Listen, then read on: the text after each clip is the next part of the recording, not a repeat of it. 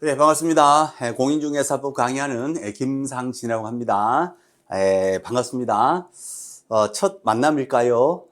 자, 원래 또 이제 새로운 또 한 시즌이 시작이 되지요. 요 입문 과정으로부터 시작을 합니다. 가지고 계신 교재는 요 입문서라는 교재가 있어요. 요 교재 가지고 이제 기본 핵심 내용들, 그것을 이제 뼈대를 먼저 잡습니다.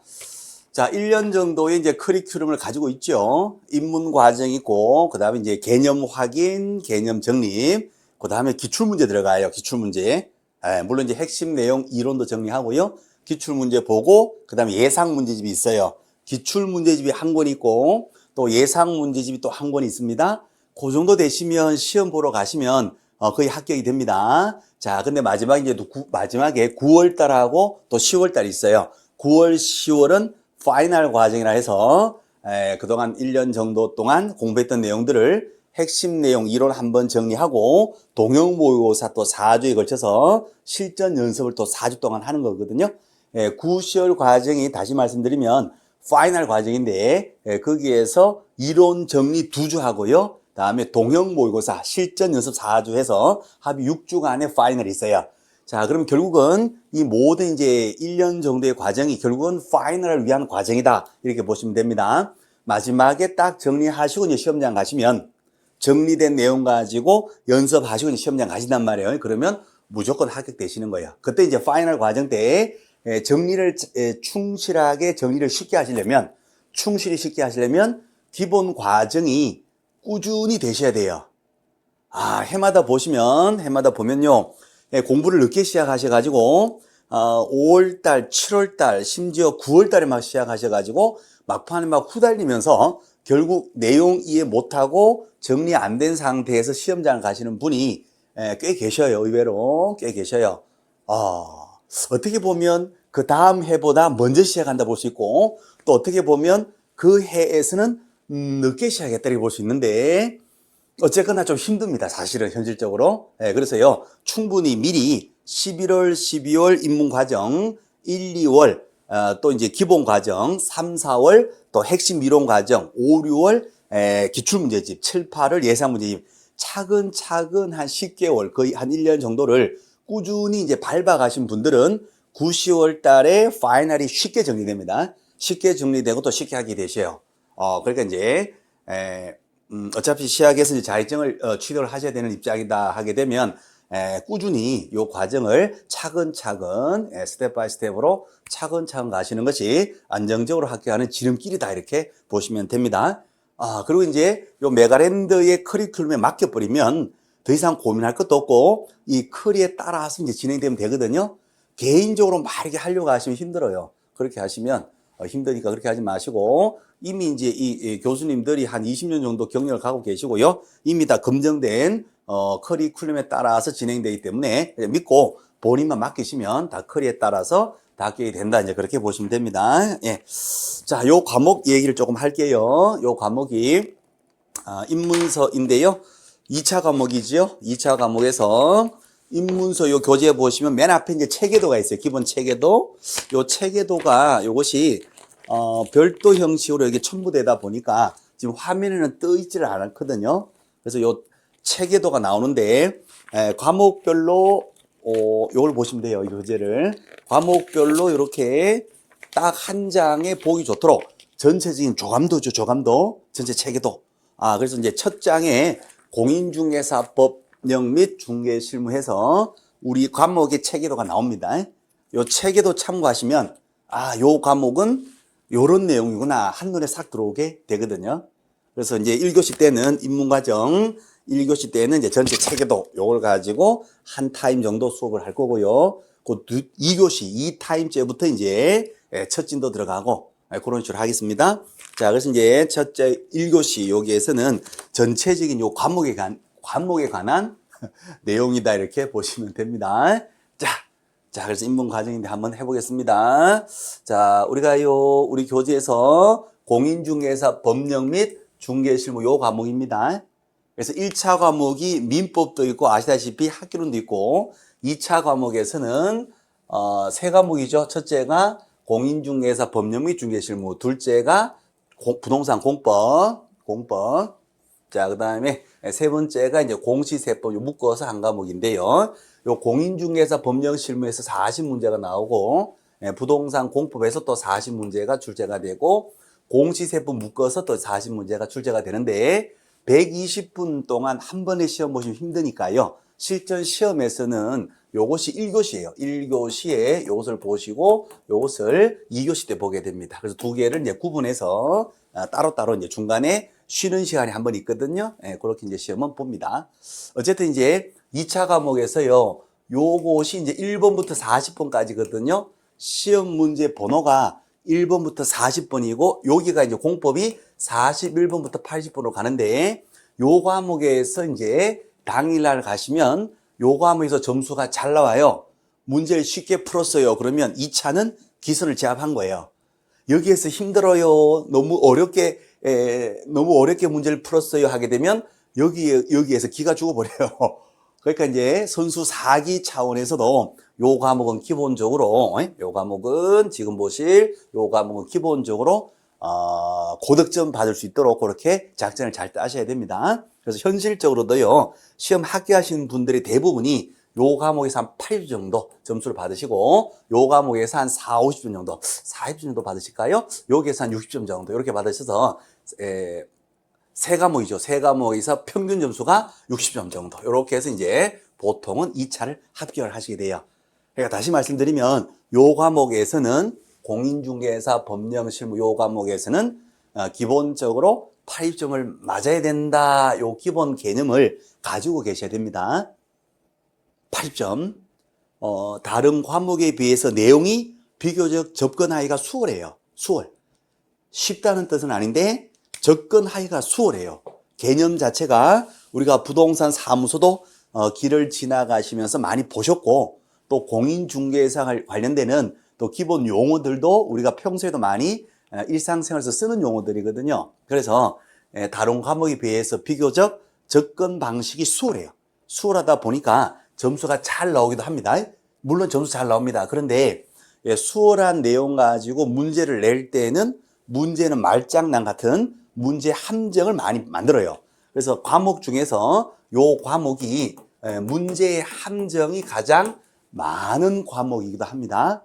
그냥 쉽게 얘기해서 내용은 쉬운데 말장난 많이 쳐요. 그냥 쉽게 표현하면 굳이 요 표현이 100% 맞는 표현은 아니지만 개략적으로 그냥 쉽게 얘기하면 내용은 쉽다. 다른 과목에 비해서 내용은 쉽다. 그런데 문제가 깨끗하게 안 나온다. 지저분하게 나온다. 그럼 어떻게 하면 그 쉬운 내용 가지고 고득점 80점, 90점, 100점 할 수 있느냐? 문제 푸는 연습을 많이 해야 된다.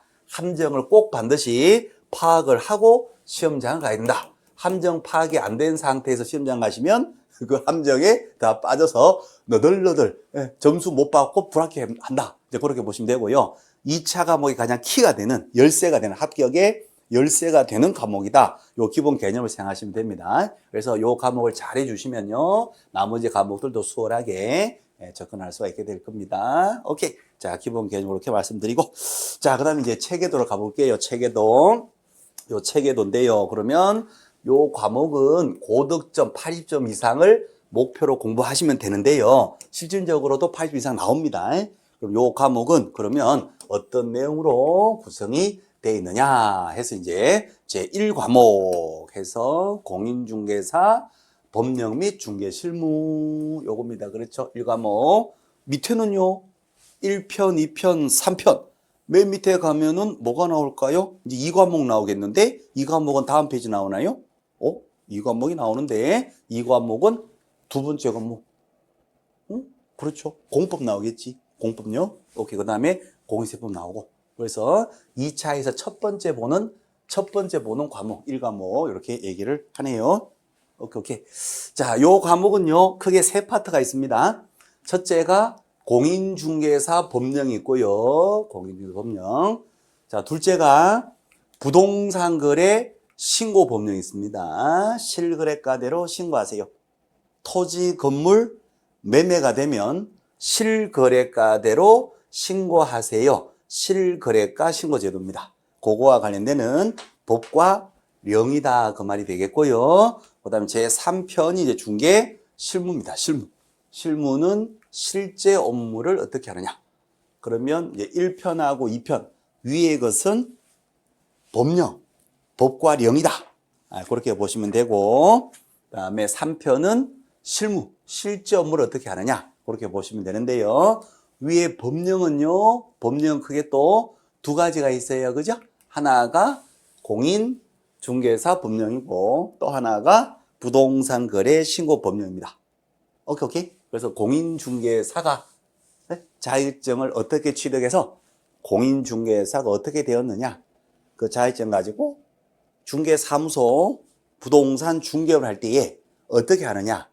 그거와 관련되는 법률이거든요. 그래서 자격증을 취득해서 사무소 개설 등록, 그러니까 개업 공인중개사는 어떻게 되고, 사무소 오픈해서 구청 가서 등록하면 법적인 개업 공인중개사가 되거든요. 그랬을 때 이제 개업 공인중개사로서 중개업무 수행할 때 어떻게 되느냐? 법에 따라서 중개업무 수행이 된다. 법을 위반하게 되면 다 처벌된다. 그것이 이제 요 공인중개사 법령의 핵심 내용이 됩니다. 기본 뼈대가. 자, 법령이라는 말은요, 국회에서 만든 법률이 있고요. 법령이라는 말은 상식적으로 봤을 때 뭐 별다른 말은 아니고요. 국회에서 만든 법률이 있고, 그 다음에 법률 밑에 구체적인 시행령과 시행규칙이 있어요. 그러니까 법률에서 모든 걸 다 규율할 수가 없으니까 국회에서 법률을 만들 때는 핵심 내용, 기본 틀만 딱 잡아놓고요. 그 다음에 하부 행정명령으로서 대통령 명령이 있거든요. 요 대통령 명령을 대통령령이라 하는데, 대통령이 명령으로서 부동산 중개업을 이렇게 하세요. 요걸 대통령령이라고 합니다. 대통령 명령. 요것이 이제 시행령의 형태로 규정이 되어 있거든요. 시행령. 공인중개사법의 시행령으로 대통령 명령이 있어요. 그 다음에 각부 장관의 또 부령이 있어요. 부령. 우리를 담당하는 중앙정부 부가 무슨 부일까요? 교육부일까요? 보건복지부일까요? 아니죠. 국토교통부죠. 그래서 국토교통부 장관이 국토교통부령을 통해서 국토부 장관이 또 중개업무 이렇게 하세요. 법률과 대통령령 범위 내에서 그것을 시행하거나 위임받은 내용을 하기 위해서 국토부 장관이 중개업을 할 때 이렇게 하세요 하고 하는 명령이 있어요. 그것을 국토부 부령이라 합니다. 자, 부령이 이것이 시행규칙의 형태로 규정이 되어 있습니다. 시행규칙.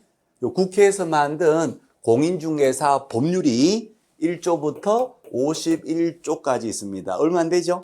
참고로 민법 1118조까지 있어요.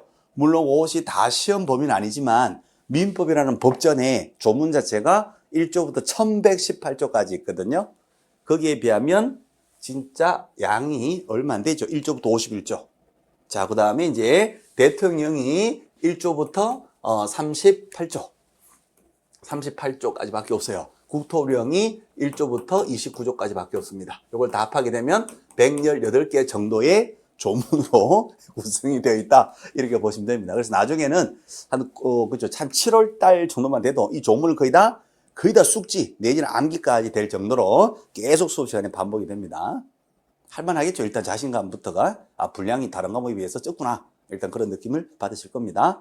자, 그 다음에 이제 부동산 거래 신고 법령 있죠? 부동산에 대해서 요거는 이제 우리가 중개를 하다 보면요, 매매 계약을 중개할 수도 있잖아요. 아파트 매매, 토지 매매, 상가 건물 매매. 자, 그래서 토지하고 그 다음에 건물에 대해서요. 자, 이 글자가 잘 안 나오니까 그냥 이제 자, 손으로 한번 써보겠습니다. 자, 토지하고 건물에 대해서요, 매매 거래가 되면 실제 거래된 실거래가대로 구청에 가서 신고하라고 관련되는 법입니다. 부동산 거래 신고 법령. 토지, 건물, 매매를 우리가 중개하면 매매일 때는 실거래가가 있단 말이에요. 얼마에 사고 팔았느냐. 그것을 실거래가 있는 그대로 건전하고 투명하게 다 신고를 하도록 되어 있거든요. 그것이 이제 근거되는 법이 부동산 거래 신고 법률이고, 국회에서 만든 법률 밑에 마찬가지로 시행령, 대통령 명령 시행령이 있고, 또 시행규칙, 국토부 부령이 있단 말이에요. 그래서 법률과 법률과 대통령령과 법률과 국회에서 만든 법률과 예, 대통령 명령 그 다음에 국토부 장관의 부령 이걸 다 합해서 법령 이렇게 합니다. 법령, 법과령 이것도 신고에 관련되는 법률이 있고 그 다음에 시행령인 대통령 명령이 있고 또 시행규칙인 국토부 장관의 부령이 있어요. 그걸 다 합해서 뭐라고 한다? 법령이다 이렇게 하는데 이것도 다 합해봐야 조문 자체가 몇 개 안 됩니다. 몇 개 안 된다는 얘기는 진짜로 몇 개 안 되는 것이 아니라 다른 과목에 비해서 숫자가 적다 이렇게 생각하시면 됩니다. 그래서 요거는 이제 법과 령이니까요. 법령이다 이렇게 얘기하는 거죠. 공인중개사 요 과목에서 다루는 주요한 법령이다 그런 말이 되고 법령 두 가지가 있고요. 시험 문제가 요 과목 자체가 총 몇 문제가 나온다고요? 40문제가 출제되는데 요 공인중개사 법령에서 시험 문제가 보통 26개에서 30문제 정도가 출제가 됩니다. 26개에서 한 30개 정도. 자, 그 다음 이제 부동산 거래 신고 법령, 실거래가 신고 법령, 여기에서 보통 5개에서 7개, 뭐 많으면 8개까지도 출제가 되는데, 보통은 5개에서 한 7개 정도가 출제가 되고요. 자, 그 다음에 나머지 한 5개에서 7개 정도는 이제 제3편으로 넘어가는 거예요. 제3편에서 중개 실무 파트에서 나머지 5문제에서 한 7문제 정도가 출제가 됩니다. 그래서 다 합해서 이제 40문제가 총 합해서 이제 40문제가 출제가 되거든요. 자, 그러면 실무는 뭐냐? 실무는 실제 업무를 어떻게 하느냐 그 얘기겠죠? 실제 업무를 어떻게 할까요? 중개사무소, 부동산 사무소에서 중개를 어떻게 할까요? 자, 우리가 이제 다 성년들이잖아요. 성년들이다 보니까 그죠? 아파트도 사고 팔고 뭐 전세도 얻어보고 월세도 살아보고 다 한단 말이에요. 경험이 다 있잖아요. 부동산 사무소에서 어떻게 하던가요? 그렇죠. 흥정을 부셔서 거래가 되도록 만들어주고 그죠? 안전하게 거래할 수 있도록 부동산 전문가 개업 공인중개사를 하거든요. 거기에 직원이 있어요. 사무소 직원이 자격증을 가지고 있어요. 그러면 소속 공인중개사를 하거든요. 그래서 사장님, 소위 말하는 사장님은 자기 이름으로 사무소 오픈해서 사무소를 구청에다 등록한 개업 공인중개사, 개업 공인중개사를 하고 거기에 직원이 있는데 자격증이 있더라. 그러면 소속된 공인중개사, 소속 공인중개사를 하고 직원이 있는데 자격증이 없는 분도 있을 수가 있죠. 자격증 없으신 직원을 중개보조원 이렇게 얘기합니다. 중개보조원. 그래서 사무소에 가시면 개업 공인중개사, 보통 우리가 수업 시간에 줄여서 그냥 개공이라 하거든요. 이게 소위 말하는 이 세계에서 그러니까 이 수험 세계에서 그냥 우리 과목 그냥 개공이라 그래요. 개공. 그 다음에 소속 공인중개사 그냥 소공이라 그래요. 소공. 중개보조원 그냥 보조원이라 그래요.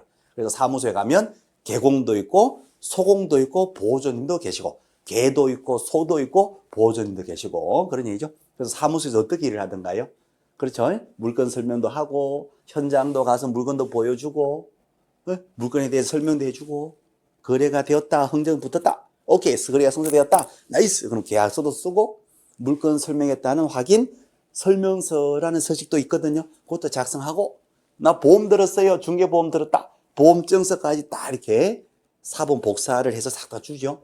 계약서 써주고 확인 설명서 써주고 보험증서 하나 주면서 이제 복비도 받고 이렇게 하잖아요.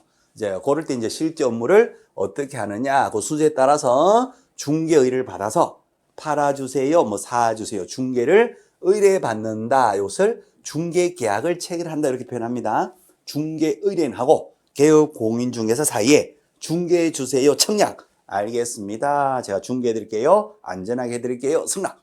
좋은 거 알아봐 주세요. 청약. 알겠습니다. 좋은 물건 있으면 꼭 연락드려서 안전하게 매입할 수 있도록 도와드릴게요. 승낙. 그래서 청약과 승낙으로 중개해 주라는 약속. 중개해 주라는 약속을 하지요. 그것을 중개의뢰계약, 중개의뢰계약 줄여서 중개계약, 중개계약 이렇게 얘기하는 겁니다. 그래서 중개를 받아서 팔아주세요. 매도를 받았다면 그래요. 안전하게 팔아드릴게요. 하고 중개계약을 체결합니다. 자, 물건 광고도 할 거고 그죠? 그 물건에 대해서 물건 조사도 하겠죠. 어떤 물건이냐?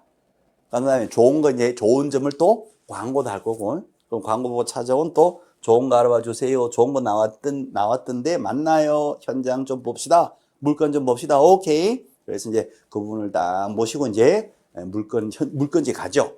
현장에 가셔서 물건도 본단 말이에요. 그죠? 물건 보고 또 이제 설명도 해주고. 자, 그래서 이제 중개해 주세요. 매도 의뢰 받았다면 그래요. 팔아드릴게요. 물건에 대해서 알아야 되니까 조사도 하고 물건 확인도 하고 요 물건을 취득하려는 즉 매매 같으면 매수인이겠죠? 매수인에게 현장 보여주고 물건 설명도 하고 오케이. 설명하면서 또 영업도 하기도 당연히 그죠? 물건이 진짜 좋은 거다. 나라도 살고 싶다. 이런 느낌이 들면 적극적으로 이 물건 사셔도 됩니다. 안전합니다. 좋은 물건이에요. 투자 가치도 있고 좋은 거예요. 더블 역세권이에요. 학군도 좋아요. 교통도 편리하고 시설도 최신 시설이에요. 여러 가지 아주 설명도 하고 영업도 하겠죠. 그죠? 그래서 결국은 거래계약 체결, 매매일 때는 매매 계약이 체결될 것이고 임대차 같으면 이제 임대차 계약 체결되겠죠. 세 좀 놔주세요. 세 좀 얻어봐 주세요. 똑같은 요 과정을 거쳐서 세 좀 놔주세요. 알겠습니다. 어떤 물건입니까? 아파트인가요? 단독주택인가요? 연립주택인가요? 방을 하나 새로 놓는 건가요? 전체를 통으로 새로 놓는 건가요? 물건 조사 확인하고, 그죠? 세 좀 얻어봐 주세요 하는 사람에게, 그죠? 임차하려는 자에게는, 그죠? 물건 보여주고 또 설명할 거고, 영업을 거쳐서 거래가 됩니다. 자, 임대차가 되었다면 이것은 임대차 계약이라고 하겠죠, 그죠? 그래서 매매 계약이라든가, 교환 계약이라든가, 임대차 계약, 이런 것들을 이제 다 통칭해서 거래 계약이다, 이렇게 할 겁니다. 자, 그래서 실제 업무를 어떻게 하느냐?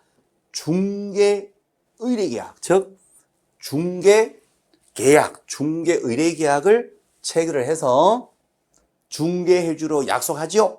그럼 물건에 대해서 여러 가지를 조사하고 확인하고 물건에 대해서 취득하려는 자에게 물건 보여주고 설명하고 설명하면서 본격적으로 영업에 들어가서 그죠 사도록 만들어야 되겠죠. 판매 기법 동원합니다. 아이다 원리, 셀링 포인트 뭐 이런 것들이 있습니다.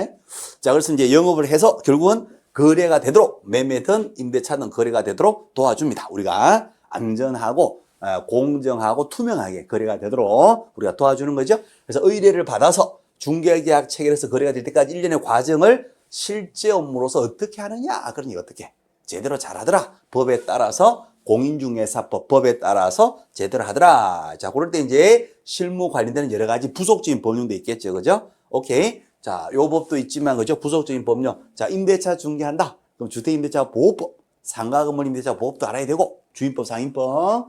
자, 그 다음에 또 이제 뭐 등기 관련해서 뭔가 의뢰인이 물어봐요. 그러면 부동산 실권리자 명의 등기하는 법률도 기본적으로 알고 계셔야 되고, 또 뭐 거민제도 이런 것들, 또 등기소는 60일 내에 이전 등기 신청하러 가야 됩니다. 이런 내용들. 먼저 실무와 관련되는 또 법령도 있을 것이다 하는 거예요. 그죠? 이런 식으로 해서 실무 쪽 이렇게 구성이 됩니다. 자, 그리고 이제 기본 개념 한 말씀만 더 말씀드리면 요 실무 쪽은요, 종합이에요, 종합. 그러니까, 자, 그럴까요? 실무 쪽은 우리 공인중개사법하고만 관계되는 게 아니고 전 과목이 다 관련돼요. 나머지 과목들, 그러니까 다시 말씀드리면 민법, 민법도 기본적으로 알고 계셔야지 실무를 제대로 할 거고, 그 다음에 부동산 학개론도 기본적인 내용은 또 알고 계셔야지 실무를 제대로 할 거고, 그렇죠? 그 다음에 부동산 공법도 알고 계셔야지, 그렇죠? 용도 지역이 뭐예요? 주거지역, 상업지역, 공업지역입니다. 그 다음에 농지일 때는 농지법에 또 적용을 받으니까 전답, 과수원 같은 것은 또 농지법 적용받잖아요. 농지법이 또 공법 시간에 공부하신 거거든요. 그 다음에 등기와 관련해서는 또 부동산 등기, 공시법 시간에 또 등기법도 공부하시고 또 이제 뭐 지목 같으면 지적법이 있단 말이죠. 공간정구축법. 그래서 지목이 뭐예요? 토지인데 전이에요? 답이에요? 뭐예요? 하는 거요. 그래서 이것도 알고 계셔야 되고 취득합니다. 매수할 때 취득세가 몇 프로 들어갑니까? 하고 매수는 또 물어본단 말이죠. 그러면 취득 관련되는 또 세법도 또 알고 계셔야 되겠죠. 그죠?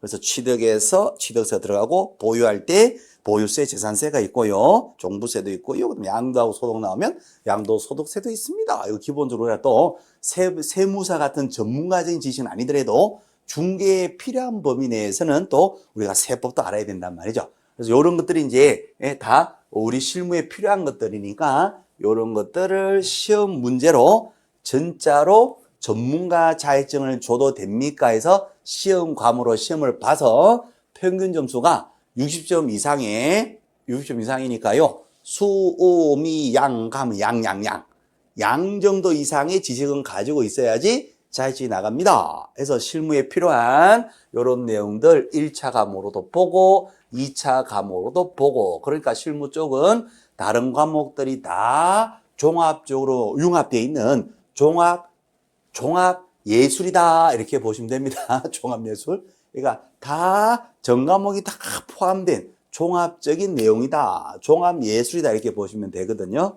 그렇습니다. 좀 더 쉽게 표현하면 잡탕이다 이렇게 보셔도 돼요. 자, 그렇습니다. 그래서 실무 쪽은 기본 개념이 다른 과목들이 어느 정도 정리가 되면 그때 가서 자연스럽게 또 정리가 되나 보다. 임대차 중개할 때 주택임대차 보호법, 상가 중개할 때 상가 임대차 보호법 있죠? 민법 시간에 다 하시는 것이요. 민법 시간에 등기할 때 실명 등기해야 됩니다. 명신탁해서는 안 됩니다. 이런 게 있거든요. 내가 사면 내 이름으로 등기해야 되겠지요. 내가 친구 이름을 빌려서 등기하면 안 되잖아요. 그렇죠? 그럴 때 이제 부동산 실권리자 명의 등기하는 법률이 있는데 그것도 민법에서 하는 겁니다. 민법에서. 판매 기법으로서 아이다 원리 셀링 포인트 같은 거 있는데 그거 학교는 시간에 다 해요. 농지, 전답 과수원도 우리가 중개하잖아요. 전답 과수원. 그때 전답 과수원 관련된 농지법도 공법 시간에 다 하는 거예요. 주거지역 상업지역, 상공록, 관농지역 공법 다 하시는 거예요. 등기부 볼 때, 그죠? 등기부 볼 때, 갑구는 소유권에 관한 거, 을구는 제한물권에 관한 거, 이런 것들 다 공시법 시간에 하고, 그 다음에 뭐, 지목에 대해서 28가지 지목이 있죠? 토지의 주된 용도에 따른 지목, 공시법 시간 다 하고, 취득세, 세법시 다 하고, 그래서 요 전과목하고 다 관계되는 부분이다. 이렇게 보시면 됩니다. 자, 그래서 요 과목은 그죠? 공인중개사 법령하고 부동산거래 신고 법령. 여기에서 다 합하게 되면 위에는 다시 써보면 그죠? 30문제, 5문제, 한 35문제 정도가 법령에서 나오고 실무 쪽에서 나머지 한 5문제 정도가 요 실무 쪽에 나온다. 이렇게 보시면 되죠? 이렇게 해서 40문제로 구성되어 있다 보시면 되고, 혹시 시험 공고에 실무가 30%, 법령이 70%다 하고 시험 공고가 나와 있는데 그 공고는 아주 옛날부터요. 20년 전부터 그냥 관습적으로 내려오는 공고입니다. 그래서 실제 비중이 우리 과목은요. 법령 쪽에서 70%, 실무 쪽에 30%가 아니고, 아니고 법령에서 거의 대부분이 나오고 실무 쪽에 요 정도 나옵니다. 그래요. 이게 7대3이라고 하는 것은요. 신고법을 실무로 보게 되면 대충 7대3 정도가 돼요. 근데 이거는 법령이잖아요. 법령이니까 여기서 법령에다 포함시키게 되겠죠. 그러니까 공고에 7대3, 법령이 70%, 실무가 30% 이렇게 돼 있는데 그것은 옛날부터 그냥 관행적으로 흘러내리는 것이지 실전에 지금 현재는 맞지가 않아요. 그래서 공고를 달리해서 공고를 해야 되는데 국토부에서 그냥 하고 있다 하는 건 그렇게 생각하시면 됩니다. 그러니까 실무가 30% 나온다 이 생각하시면 안 돼요. 실무 쪽은 5문제에서 한 7문제 정도, 나머지는 다 법령 쪽에서 출제가 된다. 그렇게 생각하시면 됩니다. 자, 그러면요, 이제 요 공인중개사 법령 요거 간략하게 보고 이제 일단은 마무리 할게요. 자, 그럼 공인중개사 법령은 어떤 내용이냐? 맨 앞에 이제 총칙이라는 게 있고요. 맨 끝에 가면 벌칙이라는 게 있어요. 우리가 이제 법 자체가 독일에서 일본 때, 그러니까 성문법, 이렇게 지금 현재 법률 문화가 전통적인 단군 때부터 내려오던 그 법이 조선시대 때, 고려시대 때, 조선시대 거쳐서 나온 고유법이 아니고, 우리 지금 현재 법률 문화는 서구법입니다. 서구법. 다 아시다시피. 유럽에 있는 법이요. 그죠? 특히나 독일법이 일제 침략기 때 일본을 거쳐 우리나라에 들어와요. 그러니까 지금 현재 있는 이 성문법주의가 독일의 법률 문화가 일제 때 일본을 거쳐 한국에 들어왔단 말이에요. 그러니까 독일법 체계하고 우리나라 법 체계가 거의 비슷합니다. 우리 고유법 체계가 아니고 조선시대 경국대전 이런 게 아니고 우리는 서구법을 받은 개수법이라 그래요. 서구법을 받은 거예요. 그것도 이제 유럽의 그 독일 대륙법에 영향을 받은 거죠. 그래서 독일은 관념법학이라 해가지고요. 독일에서는 이제 법을 제정을 할 때 만들 때 총칙과 각칙 세부적인 개별적인 각칙으로 나눠서 법을 규정하거든요. 독일에서. 그래서 총칙은 총체적 규칙, 이 법률의 기본적이고 공통되는 기본 규칙, 기본적인 총체적 규칙, 총칙으로 빼고 그 다음에 세부적인 것들은 다 각칙으로 규정하고 있어요. 그래서 민법도 민법 총칙이 있고 민법 각칙이 있어요. 민법 각칙은 물권법, 채권법, 친족 상속법 이렇게 되고 같은 물권법 안에서도 물권법 총칙이 있고 물권법 각칙이 있고 채권법에도 채권법 총칙이 있고 채권법 각칙이 있어요. 이런 식으로 이걸 판택된 체계를 합니다. 판택된 체계. 그래서 독일법 체계가 우리나라에 영향을 줘서 우리도 기본적으로 어떤 법이라도 맨 앞에는 그냥 총칙이라는 게 있어요. 공통되고 기본적인 규칙, 총칙이 있고 그다음에 세부적인 각칙이 있고 그다음에 벌칙은요. 이제 공법하고 관계되는 법에서는요. 위반 시 처벌하거든요. 그래서 벌칙에 따라서 등록도 취소도 하고 공인자 자격증도 취소하고 또 이제 또 형사 고발을 해서 징역 벌금, 징역이나 벌금도 때리고 이렇게 합니다. 그래서 벌칙은 이제 공법과 관계되는 법률일 때는 규제가 들어오게 되고 사인 간의 법률 관계를 규율하는 민법에서는 별다른 벌칙 규정이 거의 없어요. 그런데 이제 공법하고 관계되는 쪽, 이쪽에서는 강행 규정, 법에 따라서 강행, 강제로 이렇게 해라. 기본 질서 등을 잡기 위해서 이렇게 해라. 위반 시에는 처벌하겠다. 공법적인 요소가 있는 법에서는 벌칙이 있게 됩니다. 그 다음에 보칙은 뭐냐면 이 각칙들을 군데군데 보충해주는 규칙이다. 그런 말이는 보충하는 규칙. 그래서 군데를 전반적으로 보충하는 규칙. 그러니까 어느 특정 분야에만 특정적인 가치만 관계되는 게 아니라 군데군데 다 관계되는 거. 예를 들어서 이제 포상금 제도가 나오죠. 포상금. 여기에 이제 기본 질서, 등록 질서를 해치거나 시험 제도, 자격증 제도, 기본 질서를 해치는 자들, 이런 자들이 군데군데 숨어 있는데 그 숨어 있는 자들을 신고 고발한 자에게 포상금 주거든요. 포상금. 간첩 신고하면 돈 준다. 군데군데 숨은 간첩들을 신고하면 돈 주다. 건당 50만 원 돈 주는데 간첩이 어디에 숨어 있냐? 군데군데 다 숨어져 있어요. 그럼 그때마다 간첩 신고해라. 간첩 할 수 없으니까 그냥 보칙에다 그냥 한꺼번에 규정하고 간첩은 요런 자가 있다. 부양, 무양, 아강거, 거래질서 결혼행위는 또 7가지 나오거든요. 턱, 꽝꽝, 시켜. 이렇게.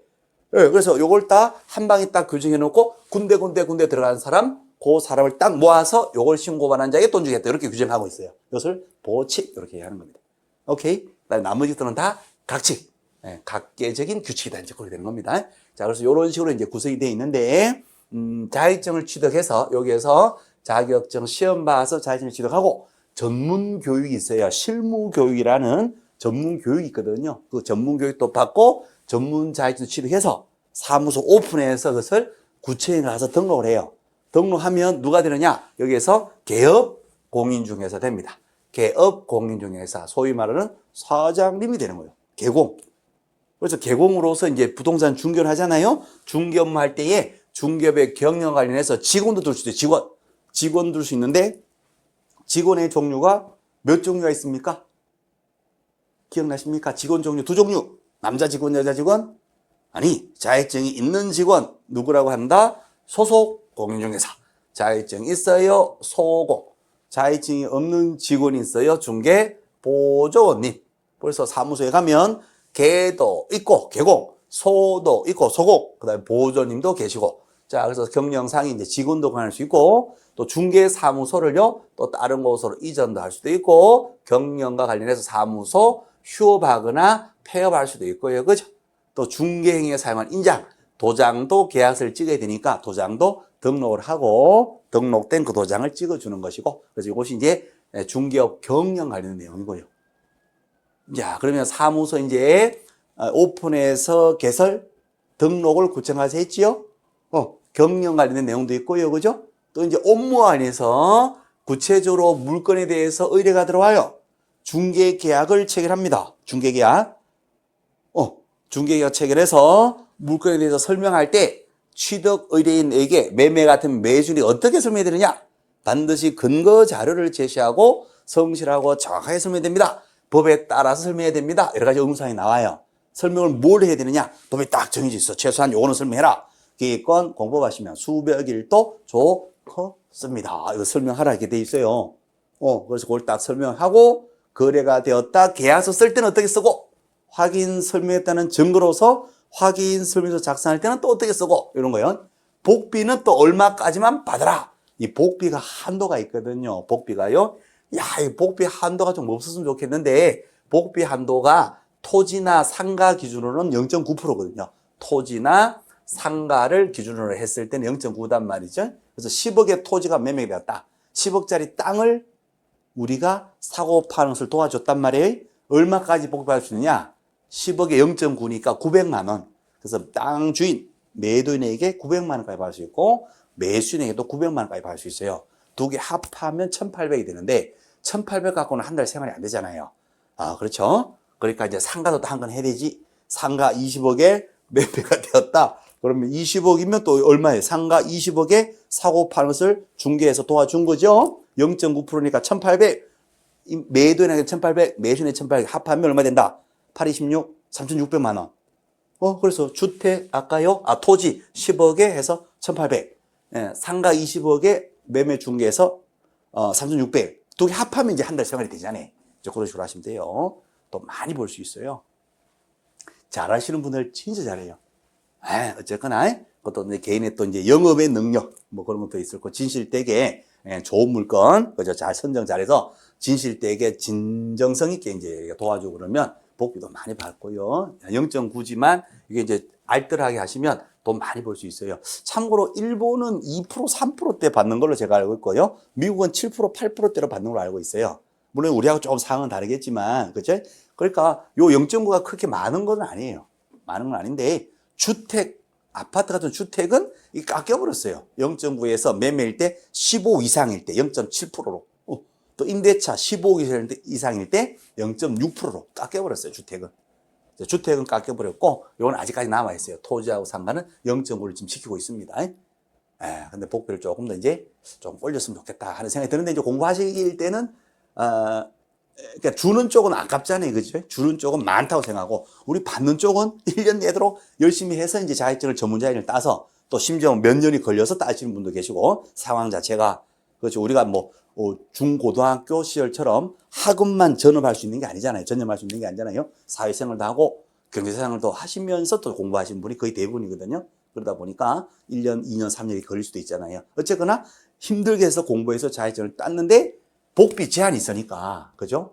우리 받는 쪽에서는 이거 없으면 좋겠다 이런 생각이 들고, 주는 쪽에서는 이거 많다. 0.5%나 0.4% 정도 하면 안 되겠느냐. 지금 현재 그렇게 여러 가지 이제, 그죠? 논쟁이 되고 있죠. 어쨌거나 그렇다는 거죠. 그래서 정해진 복비 범위 내에서 받는 것이 이걸 초과해서 받으면 또 처벌되거든요. 자, 이런 내용들이 이제 공인중개사 법령의 내용이 되는 겁니다. 실거래가 신고하세요. 이제 그런 내용들이고요. 토지거래 허가에서는 허가를 먼저 받고 거래하시고, 외국인은 한국 부동산을 함부로 취득하지 마세요.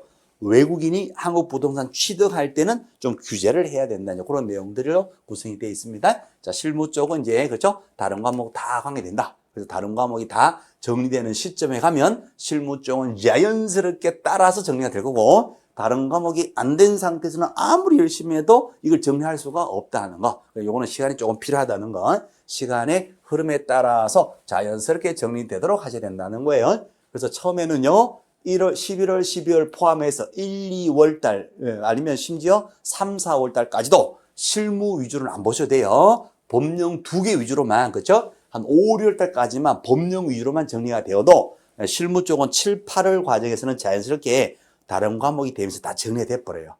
그렇게 되면 파이널 정리 때, 9, 10월 달 파이널 때 아주 수월하게 다 정리가 됩니다. 자, 읽으실 때는 요 정도 이렇게 합니다. 요 책에는 한 번만 눈길만 딱 줘보시고, 그죠? 그렇게, 요런 내용들이구나. 외우지 마시고, 이걸 처음부터 전체 뼈다구도 없는데 책에다 앉아있는 막 외우시는 분이 계셔.